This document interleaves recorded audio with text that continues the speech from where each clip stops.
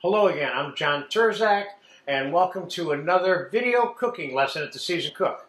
Today I will answer the question of how to make straw-fried potatoes, or sometimes called shoestring potatoes. And what I have here soaking in cold water is my 4 or 5 potatoes that I already cut up. And I'm going to show you exactly how I cut that potato up now. So there's no reason why you can't do these by hand. It took me about 7 or 8 minutes to cut all of those potatoes up that I did, about 4 or 5 of these. Let's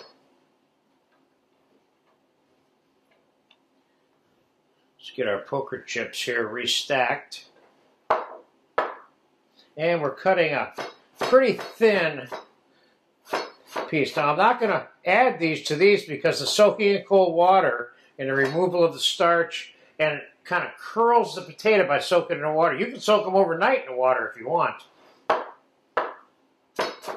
So we're not going to use these that I'm cutting to demo the frying process for you. So first thing we're going to do is we're going to take a napkin and lay it out on the table, because we need to dry these. I'm going to give you 2 versions of these potatoes, one that's floured and one that is not floured. We're going to season them with a little bit of Parmesan cheese and parsley and salt and pepper. I'm going to keep it simple for you.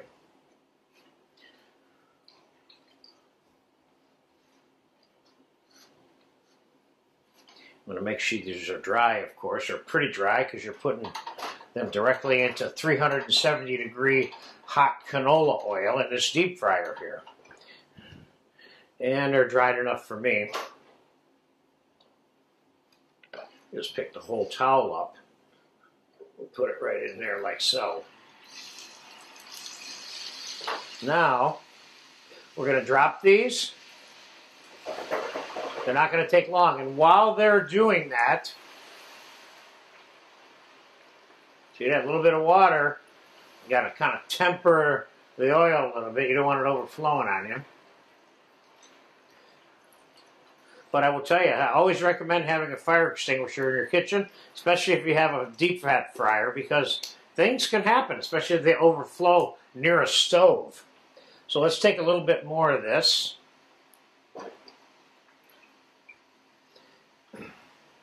While those are frying, and we'll dry these off and flour them, and we'll season the flour a little also.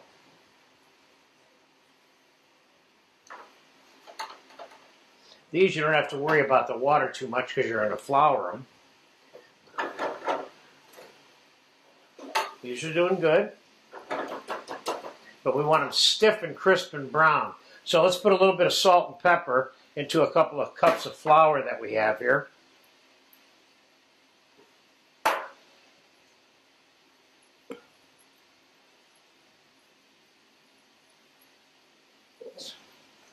Dump the potatoes right in there.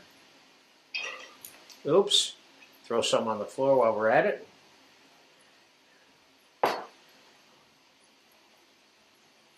going to make sure these are kind of well coated.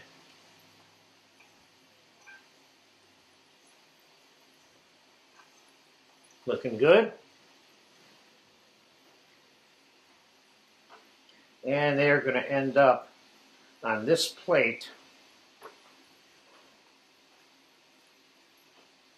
after they're fried. So you want to serve them in something, either on a napkin or even a piece of parchment paper. So let's fast forward here for another minute or 2 while these are frying. These are almost done, but they're not brown enough for me, although they're getting crispy. All right, 2 minutes has elapsed, and they're crispy enough for me. Could I fry them longer? I could probably fry them for 2 more minutes if I wanted to.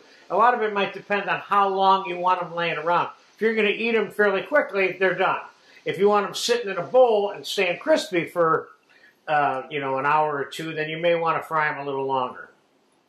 So let's just dump them in the bowl.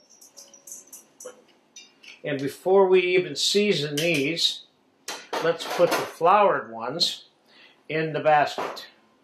Let's do it like this.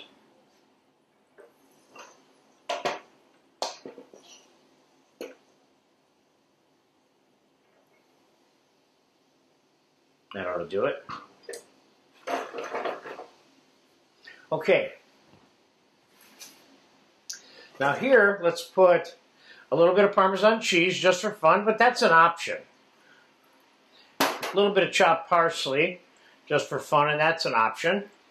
A little bit of salt. That's kind of not an option, I don't think. And a little bit of pepper.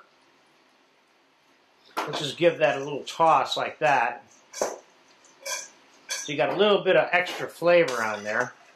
Then we're going to put the other ones side by side with these. These are great with grilled and sautéed roasted meats and steaks. Absolutely. So, let's fast forward this for about 3 to 4 minutes while those are frying, and then we'll be right back and we'll get them next to each other, take a closer look. These shoestring potatoes have been frying for 5 minutes. They're done enough for me. See how nice those look? Let's get those in the bowl. And now I could be putting any kind of seasoning on here. I don't have to be putting Parmesan cheese and chopped parsley, which is what I'm going to do. I could be putting ground cumin and cayenne pepper on them if I want. Depends on what you want it to taste like. But I'm going to be a little consistent with these two and put chopped parsley, Parmesan cheese, and a little bit of salt and pepper on these. And toss them.